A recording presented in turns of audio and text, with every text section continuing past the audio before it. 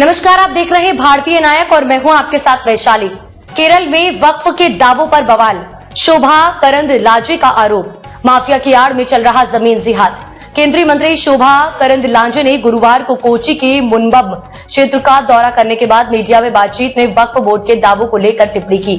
उन्होंने वक्फ बोर्ड के दावों के जरिए गरीब किसानों और आम लोगों की जमीनों को हथियाने के प्रयासों के पीछे शक्तिशाली भूमि माफिया का हाथ होने का आरोप लगाया है। करंदलाजे ने इस मुद्दे को जमीन जिहाद करार देते हुए बताया कि किस तरह ये माफिया किसानों की जमीनों को वक्फ संपत्तियों में बदलने का प्रयास कर रहा है।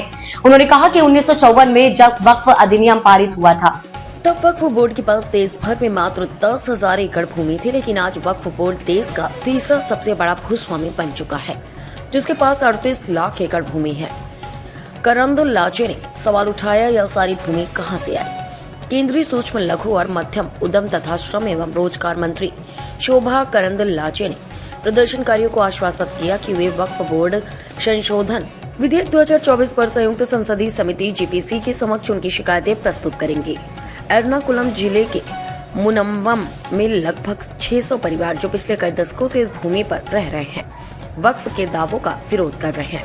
उनका आरोप है कि इस भूमि का स्वामित्व उनके पास 2019 तक था और अब इसे वक्फ बोर्ड का बताकर हड़पने की कोशिश की जा रही है। देश भर में बढ़ रही वक्फ की भूमि पर कब्जे की घटनाएं।